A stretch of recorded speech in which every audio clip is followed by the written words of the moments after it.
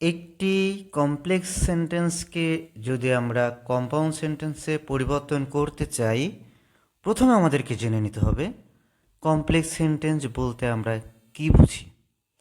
একটি কমপ্লেক্স সেন্টেন্সে একটি ইন্ডিপেন্ডেন্ট ক্লজ থাকে এবং কমপক্ষে একটি ডিপেন্ডেন্ট ক্লজ থাকে। এখন আমাদেরকে জানতে হবে ইন্ডিপেন্ডেন্ট ক্লজ কি এবং ডিপেন্ডেন্ট ক্লজ কি। ইন্ডিপেন্ডেন্ট ক্লজ হচ্ছে প্রধান খণ্ডবাক্য। ইন্ডিপেন্ডেন্ট শব্দের অর্থ স্বাধীন বা প্রধান এবং ক্লজ শব্দের অর্থ খণ্ডবাক্য, এবং ডিপেন্ডেন্ট শব্দের অর্থ পরাধীন বা অপ্রধান এবং ক্লজ অর্থ খণ্ডবাক্য। তাহলে যে সেন্টেন্সে একটি স্বাধীন ক্লজ এবং একটি পরাধীন ক্লজ, অথবা একটি প্রধান ক্লজ এবং একটি বা একের বেশি অপ্রধান ক্লজ, এখানে বলা হচ্ছে কমপক্ষে একটি অপ্রধান ক্লজ থাকবে, সেই সেন্টেন্সকে কমপ্লেক্স সেন্টেন্স বলা হয়ে থাকে। এখন ডিপেন্ডেন্ট ক্লজ এবং ইন্ডিপেন্ডেন্ট ক্লজ বলতে আমরা কি বুঝি সেটা বুঝতে গেলে ফার্স্টলি আমাদের কি একটা জিনিস জেনে নিতে হবে, সেটা হচ্ছে এই যে ক্লজ, ক্লজ মানে খণ্ডবাক্য। এই খণ্ডবাক্যগুলো মূলত একটা সময় একটি বাক্য ছিল, এটি ছিল একটা সিম্পল সেন্টেন্স। কমপ্লেক্স সেন্টেন্সে মূলত একাধিক সিম্পল সেন্টেন্স থাকে। তো একাধিক সিম্পল সেন্টেন্স যখন একটি সেন্টেন্সে ব্যবহৃত হয়, তখন এই একাধিক সিম্পল সেন্টেন্সকে যুক্ত করা হয় কোনো একটি ওয়ার্ড দিয়ে, যেটিকে বলা হয় কনজাংশন। যেমন নিচের সেন্টেন্স যদি আমরা দেখি, আই উইল ওয়েট হেয়ার, এটি একটি সিম্পল সেন্টেন্স। এটা একটা সময় একটি সিম্পল সেন্টেন্স ছিল। তারপরে ইউ কাম, এটা একটা সিম্পল সেন্টেন্স। এই দুইটা সিম্পল সেন্টেন্সকে একটি সেন্টেন্সে ব্যবহৃত হয়েছে এবং এখানে দুইটা সিম্পল সেন্টেন্সকে যুক্ত করা হয়েছে একটি কনজাংশন, যেটা হচ্ছে আনটিল। এই কনজাংশনটা দিয়ে যুক্ত করার পরে এটি হয়ে গেছে একটি কমপ্লেক্স সেন্টেন্স।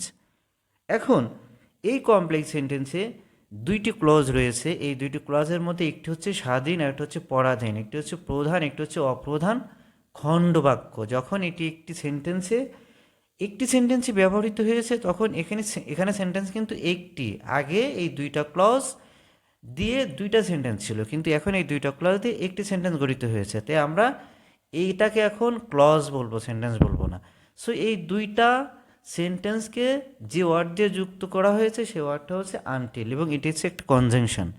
আমাদেরকে জানতে হবে প্রধান ক্লজ এবং অপ্রধান ক্লজ কোনটি। প্রধান ক্লজ হচ্ছে এই কনজাংশন এর পরে যে ক্লজটি থাকবে, অথবা যে ক্লজটা কনজাংশন দিয়ে শুরু হবে, সেটা হচ্ছে অপ্রধান ক্লজ, এবং অন্যটি হচ্ছে প্রধান ক্লজ। আবারও বলছি, যেমন এখানে আনটিল, এই আনটিল শব্দটা শুরু হয়েছে ইউ কাম এই ক্লজের আগে,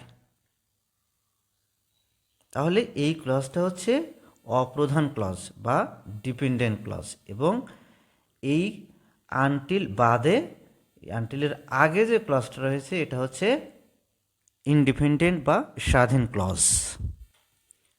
এখন আমরা জেনে নেব কম্পাউন্ড সেন্টেন্স বলতে আমরা কি বুঝি। কমপ্লেক্স সেন্টেন্স এবং কম্পাউন্ড সেন্টেন্সের মধ্যে যথেষ্ট মিল আছে, আবার অমিলও আছে। আমরা এখন দেখে নেব মিলটা কি। কমপ্লেক্স সেন্টেন্সেও যেমন দুইটি ক্লজ থাকে বা একের অধিক ক্লজ থাকে, ঠিক কম্পাউন্ড সেন্টেন্সেও একের অধিক ক্লজ থাকে। কমপ্লেক্স সেন্টেন্সে একের অধিক ক্লজ থাকলেও এখানে ডিপেন্ডেন্ট ক্লজ থাকে এবং ইন্ডিপেন্ডেন্ট ক্লজ থাকে, দুই ধরনের ক্লজ থাকে। কিন্তু কম্পাউন্ড সেন্টেন্সে দুই ধরনের ক্লজ থাকে না, বরং দুটাই ইন্ডিপেন্ডেন্ট ক্লজ থাকে, প্রধান খণ্ডবাক্য থাকে। এই প্রধান খণ্ডবাক্য যেমন কমপ্লেক্স সেন্টেন্সে রয়েছে একটি, আর কম্পাউন্ড সেন্টেন্সে থাকবে দুটি, তার মানে সেখানে কোনো অপ্রধান ক্লজ থাকবে না। মজার ব্যাপার হচ্ছে এই যে কমপ্লেক্স সেন্টেন্সে দুইটি ক্লজ রয়েছে, এই দুইটি ক্লজ যখন কম্পাউন্ড সেন্টেন্সে ব্যবহার হবে, তখন এই দুইটি ক্লজ, সেম ক্লজই, এই দুইটি ক্লজকে বলা হবে ইন্ডিপেন্ডেন্ট ক্লজ বা প্রধান খণ্ডবাক্য। এই দুইটি ক্লজ কি, আসলে এখানে মূল ব্যাপার হচ্ছে কমপ্লেক্স সেন্টেন্স এবং কম্পাউন্ড সেন্টেন্সে ক্লজগুলো যে ওয়ার্ড দিয়ে যুক্ত হয়, সেই ওয়ার্ডগুলো হচ্ছে ভিন্ন, একরকম না। এই ওয়ার্ডগুলোর কারণে আমরা কোনোটাকে প্রধান ক্লজ বলছি, কোনোটাকে অপ্রধান ক্লজ বলছি। আসলে মূল ব্যাপারটা হচ্ছে কি, কমপ্লেক্স সেন্টেন্স যে সকল ওয়ার্ড দিয়ে দুইটি ক্লজ যুক্ত হয় সেই সকল ওয়ার্ডগুলোর সংখ্যা বেশি, যেখানে কম্পাউন্ড সেন্টেন্সে মাত্র কয়েকটা ওয়ার্ড রয়েছে। তার মধ্যে তিনটি ওয়ার্ড রয়েছে যেটা সবথেকে বেশি ইউজ হয়, আর এই তিনটি ওয়ার্ড হচ্ছে অ্যান্ড, অর এবং বাট। এই কমপ্লেক্স সেন্টেন্সে আনটিলের জায়গায় যদি অ্যান্ড দেওয়া হয় বা যে কোনো একটি অ্যান্ড অর বাট যেটা মিলবে সেটা দেওয়া হয়, তাহলে এই সেম সেন্টেন্সটাই কম্পাউন্ড সেন্টেন্স হয়ে যায়। আবারও বলছি, কমপ্লেক্স সেন্টেন্স এবং কম্পাউন্ড সেন্টেন্সের মূল পার্থক্য হচ্ছে কনজাংশন। এই কনজাংশন চেঞ্জ করে দিলেই এটা কম্পাউন্ড সেন্টেন্সে পরিবর্তন হয়ে যায়। এখন আমরা কমপ্লেক্স সেন্টেন্স থেকে কম্পাউন্ড সেন্টেন্সে কিভাবে পরিবর্তন করা যায় সেই নিয়মগুলো শিখব।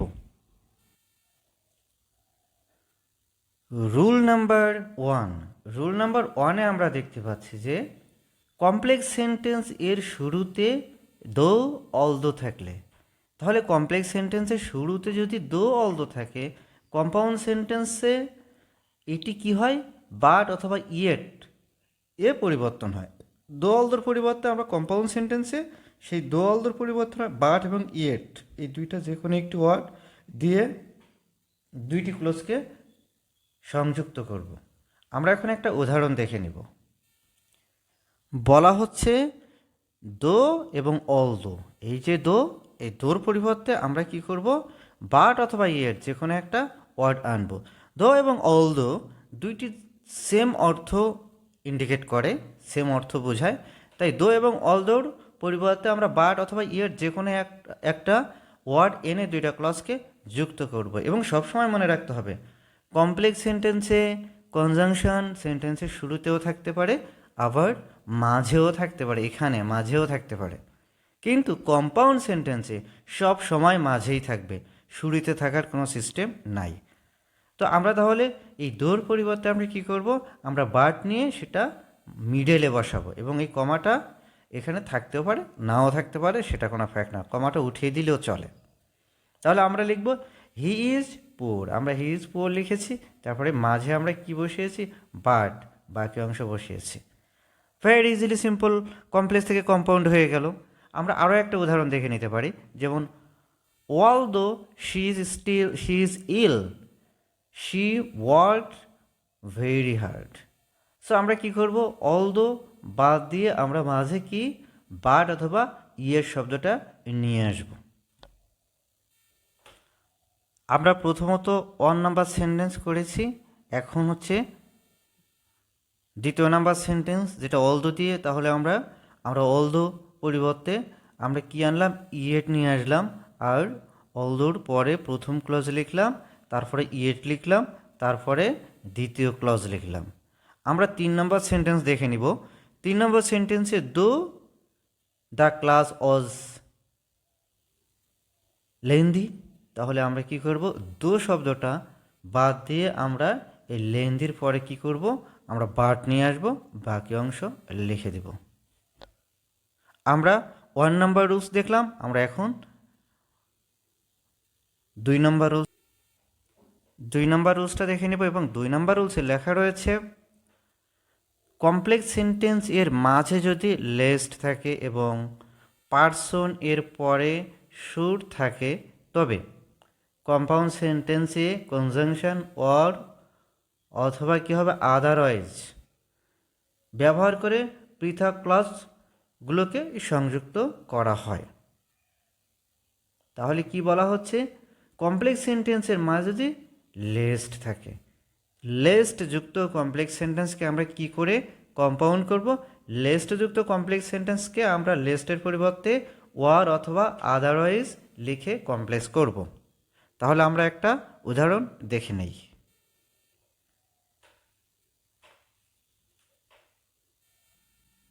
তাহলে নিয়মে বলা হচ্ছে, কি বলা হচ্ছে, লেস্টের পরিবর্তে থাকবে অর, এবং দ্বিতীয় ক্লজটি, তার মানে এই যে ক্লজটি, এই ক্লজটি ফিউচার টেন্সের হবে। যেমন স্টাডি হার্ড, এরপরে আমরা ওয়ার লিখলাম এখানে, তারপরে লিখলাম you should fail, you will fail. আগে ছিল শুড, শুডের পরিবর্তে এখানে যাই থাকুক না কেন আমরা সেটাকে ফিউচার টেন্সে করব। ঠিক তেমনি দ্বিতীয় সেন্টেন্স দেখে নিচ্ছি, practice hard lest you should be out of the cricket team. তাহলে আমরা লেস্টের পরিবর্তে ওয়ার নিয়ে আসব অথবা আদারওয়াইজ নিয়ে আসব, দুইটা যে কোনো একটা নিয়ে আসবো, আমাদের রুলসে সেটাই লেখা ছিল। তারপরে আমরা পরবর্তীতে এখানে শুডের পরিবর্তে আমরা কি করব, ফিউচার টেন্সের উইল নিয়ে আসব, you will out of the cricket team. Rules number 3, rules number 3তে আমরা কি করব, কমপ্লেক্স সেন্টেন্স এর শুরুতে অ্যাজ সুন অ্যাজ থাকলে সেটা কম্পাউন্ড সেন্টেন্সে আমরা কি করব, কম্পাউন্ড সেন্টেন্সে অ্যাজ সুন অ্যাজের পরিবর্তে আমরা অ্যান্ড নিয়ে আসব। যেমন as soon as the rain stopped we started our journey, we started the journey. এখন আমরা কি করব, অ্যাজ সুন অ্যাজ বাদ দিয়ে আমরা অ্যাজ সুন অ্যাজ এর পরিবর্তে অ্যান্ড নিয়ে আসবো, যেমনটি এখানে করা হয়েছে। অ্যাজ সুন অ্যাজ বাদ দিয়ে দ্য রেইন, এখান থেকে লেখা হয়েছে দ্য রেইন স্টপড, এরপরে আমরা অ্যাজ সুন অ্যাজের পরিবর্তে আমরা অ্যান্ড লিখলাম, অ্যান্ড বাকি অংশ স্টার্টেড দ্য জার্নি। সহজ কথা মনে রাখতে হবে, অ্যাজ সুন অ্যাজের পরিবর্তে অ্যান্ড। যেমন এখানে অ্যাজ সুন অ্যাজের পরিবর্তে আমরা কি লিখলাম, the crew saw the Hero. তাহলে তারপরে আমরা এখানে কি ইউজ করব, অ্যান্ড। একবারে সহজ সিস্টেম। রুলস নাম্বার 4, কমপ্লেক্স সেন্টেন্সের শুরুতে সিন্স অ্যাজ হোয়েন থাকলে আমরা কি করব, সিন্স অ্যাজ হোয়েনের পরিবর্তে আমরা নিয়ে আসব অ্যান্ড সো অথবা অ্যান্ড দেয়ারফর অথবা হ্যান্স। আমরা এখানে তাহলে নিয়ে আসবো অ্যান্ড সো, এই দুইটা শব্দই নিয়ে আসবো, অথবা অ্যান্ডের পরে আমরা দেয়ারফরও লিখতে পারি। যেমন আমরা একটা উদাহরণ দেখলেই সহজেই বুঝতে পারবো। যেমন আমরা সেন্টেন্সটিতে দেখতে পাচ্ছি since the weather was bad, তাহলে এখানে সিন্স রয়েছে, আমরা এই সিন্সের পরিবর্তে কি নিয়ে আসবো, আমাদের কি কথা ছিল, অ্যান্ড সো। সিন্সের পরিবর্তে অ্যান্ড সো, অ্যান্ড সো আমরা কোথায় নিয়ে আসবো, দুইটা ক্লজের মাঝে, যেমন এটি একটি ক্লজ এটি একটি ক্লজ, তাহলে দুইটা ক্লজের মাঝে হয় এখানে। তাহলে আমরা সেন্টেন্সটি শুরু করব ঠিক এভাবে, the weather was bad and, এখানে অ্যান্ড আমরা লিখেছি, অ্যান্ড সো লিখলে আরও সুন্দর হবে, and the match did not take place অথবা অ্যান্ড সো, এবং তাই the match did not take place. আমরা অ্যান্ড না লিখে অ্যান্ড সো লিখলে আরও সুন্দর হবে, অ্যান্ড লিখলেও হবে কিন্তু অ্যান্ড সো লিখলে সেন্টেন্সটা আরও চমৎকার হবে। আমরা পরবর্তী সেন্টেন্সে দেখে নিই, as she was ill she did not come. তাহলে অ্যাজের পরিবর্তে অ্যান্ড নিয়ে আসবো আমরা, তারপরে কি নিয়ে আসবো, এখানে সো নিয়ে আসবো, অ্যান্ড সো। এখানে শুধু সো দেওয়া আছে, আমরা শুধু সো না লিখে যদি অ্যান্ড সো লিখি তাহলে অনেক সুন্দর হবে। তাহলে অ্যাজ বাদ দিয়ে she was ill and so she did not come, শুধু সো লিখলেও হবে কিন্তু অ্যান্ড সো লিখলে আরও চমৎকার হবে। আমরা তৃতীয় নাম্বার সেন্টেন্স দেখে নিব, when it is evening the sun has set to the West.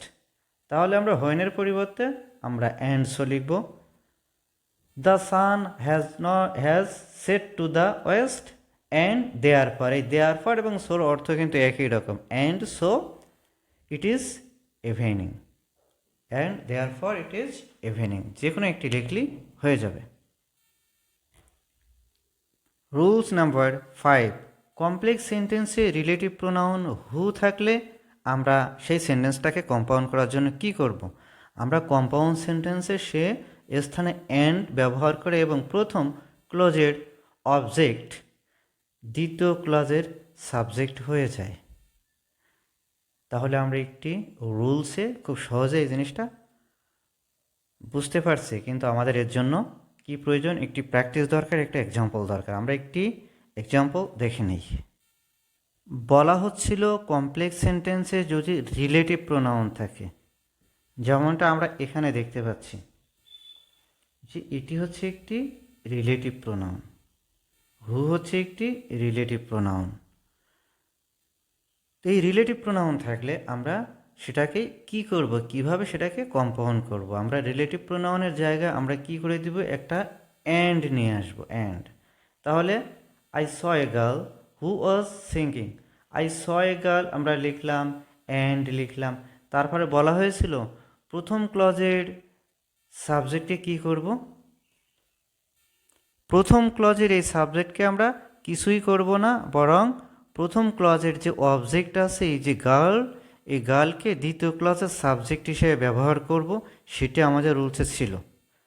দ্বিতীয় ক্লজের অবজেক্টকে প্রথম ক্লজের অবজেক্টকে, আবারও বলছি, প্রথম ক্লজের যে অবজেক্ট এই অবজেক্টকে আমরা দ্বিতীয় ক্লজের সাবজেক্ট হিসেবে ব্যবহার করব।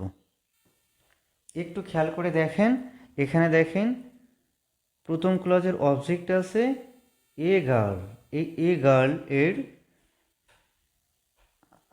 সব প্রোনাউন হচ্ছে শি, আমরা শি ইউজ করলাম। এখানে আমাদের রুলসে কি লেখা ছিল আমরা আবার একটু দেখে নিই।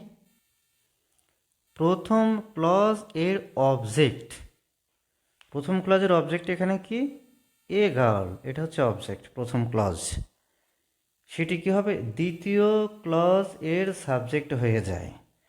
তাহলে দ্বিতীয় ক্লজ হচ্ছে এখানে এই যে হু ওয়াজ সিঙ্গিং, যেহেতু এখানে হু বাদ যাচ্ছে, হুটা এখানে সাবজেক্ট হিসেবে ব্যবহার হয়েছিল। যখন হু বাদ যাচ্ছে তখন হুর পরিবর্তে এখানে কি আসবে, এই হু মূলত কিন্তু গার্লকে ইন্ডিকেট করেছিল। তো হু চলে গেলেও হু যে নাউনের পরিবর্তে বসেছিল, এটি হচ্ছে একটা প্রোনাউন। হুটা হচ্ছে একটা প্রোনাউন, এটা হচ্ছে রিলেটিভ প্রোনাউন। কিন্তু আমাদেরকে মনে রাখতে হবে প্রত্যেকটা প্রোনাউন কোনো না কোনো নাউনের পরিবর্তেই বসে।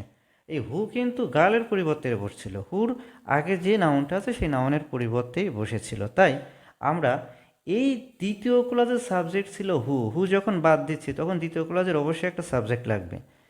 তাহলে সেই সাবজেক্ট আমরা কোথা থেকে নিয়ে আসব, এই হু মূলত গার্ল এর পরিবর্তে বসেছিল।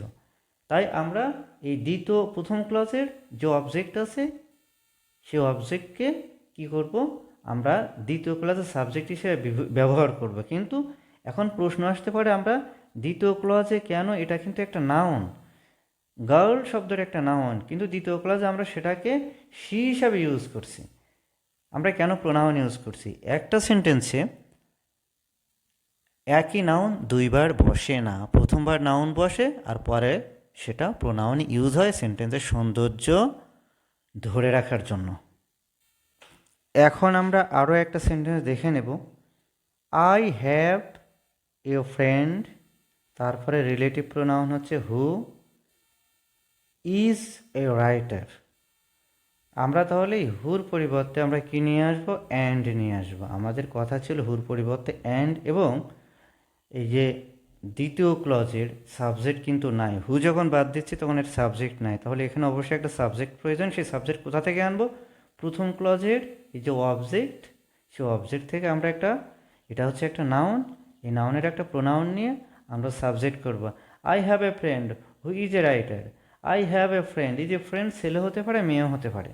এই ফ্রেন্ড যদি ছেলে হয় তাহলে আমরা এখানে হি লিখবো, আর যদি মেয়ে হয় তাহলে সি লিখবো। এখানে আমি ধরে নিয়েছি ফ্রেন্ড হচ্ছে একটি মেয়ে, তাই আমি এখানে সি দিয়েছি, সি ইজ এ রাইটার। এখন আমরা দেখে নেব রুলস নাম্বার 6। কমপ্লেক্স সেন্টেন্সের শুরুতে যদি ইভ থাকে তাহলে ইভযুক্ত কমপ্লেক্স সেন্টেন্সগুলো আমরা কি করে কম্পাউন্ড করব। এরপরে ফার্স্ট অর থার্ড পারসন থাকলে এবং তা যদি নেগেটিভ অর্থ প্রকাশ করে তবে কম্পাউন্ড সেন্টেন্স করার সময় যে স্ট্রাকচার অনুযায়ী করা হবে সেই স্ট্রাকচারটা এখন বলে দেওয়া হচ্ছে। স্ট্রাকচার হচ্ছে যদি ইফ দিয়ে সেন্টেন্স থাকে, এমনটা থাকে, তাহলে আমরা কি করব, ইফ দিয়ে সেন্টেন্স থাকলে আমরা ফার্স্টলি সেন্টেন্সটা দেখে নেব পুরাটা সেন্টেন্সটাকে। যেমন if I do not go there I will be unable to learn it. তাহলে এই সেন্টেন্সটাকে আমরা যখন কম্পাউন্ড করব তখন আমরা কিভাবে করব, ফার্স্টে আমরা লেট লিখব, তারপরে প্রোনাউনের অবজেক্ট ফর্ম লিখব। প্রোনাউনের অবজেক্টিভ ফর্ম বলতে কি বোঝানো হয়েছে, ধরুন এখানে ইফ আছে, এই ইফের পরিবর্তে আমরা কি লিখব, লেট লিখব। আর এখানে কিন্তু আই হচ্ছে একটা প্রোনাউন, এখানে আই হচ্ছে একটা, এই আই হচ্ছে একটা প্রোনাউন। তা আই প্রোনাউনের আমরা কি লিখব? অবজেক্টিভ ফর্ম লিখব। এখানে বলছে প্রোনাউনের অবজেক্টিভ ফর্ম, তাহলে আই এর অবজেক্টিভ ফর্ম কি? মি। তাহলে আমরা ফার্স্টে কি লিখব? Let me. তাহলে আমরা এটুকু বুঝতে পারলাম যে লেট এর পরে কি হবে? প্রোনাউনের অবজেক্টিভ ফর্ম। তারপরে সাবঅর্ডিনেট ক্লজ এর অ্যাফার্মেটিভ ফর্ম। সাবঅর্ডিনেট ক্লজ কোনটা? আমাদের সাবঅর্ডিনেট ক্লজ হচ্ছে ইফ থেকে শুরু করে, এই ইফ থেকে শুরু করে আমাদের এই দেয়ার পর্যন্ত, এটা হচ্ছে সাবঅর্ডিনেট ক্লজ। তাহলে আমরা ইফের পরিবর্তে লেট নিয়ে আসলাম, আয়ের পরিবর্তে মি নিয়ে আসলাম। এরপরে বলা হচ্ছে যে সাবঅর্ডিনেট ক্লজের অ্যাফার্মেটিভ ফর্ম। তাহলে কি হচ্ছে? আমাদের এই ডু নট, এটা বাদ দিতে হবে, এটা তো নেগেটিভ ফর্মের জন্য ডু নট হয়েছে। তাহলে আমরা লেট মি এই গো দেয়ার বাকি অংশ লিখব। তাহলে লেট মি গো দেয়ার লেখার পরে আমরা কি করব? আমাদের এখানে বলা হচ্ছে এরপরে ওয়ার অথবা আদারওয়াইজ লিখব। তাহলে ওয়ার অথবা আদারওয়াইজ আমরা লিখলাম। লেখার পরে কি করব? আমাদের মেইন ক্লজ যেটা, সেটা হচ্ছে I will be unable to learn it. তাহলে আমরা পরবর্তীতে I will be unable to learn ইট এটা লিখে দিব। তাহলে আমাদের ফার্স্ট নাম্বার এক্সাম্পল শেষ, এটা তার আনসার। দ্বিতীয় নাম্বার এক্সাম্পলটা হচ্ছে এটা, আমরা দেখব if I do not study hard I will be unable to get good mark. তাহলে এখানে ফার্স্ট ক্লজ হচ্ছে if I do not study hard, এটুকু হচ্ছে ফার্স্ট ক্লজ। তাহলে আমরা ইফ বাদ দিব। ইফ বাদ দেওয়ার পরে কি লিখব? আই এর অবজেক্টিভ ফর্ম। তাহলে ইফ বাদ দিয়ে আমরা লেট লিখলাম, আই এর অবজেক্টিভ ফর্ম মি।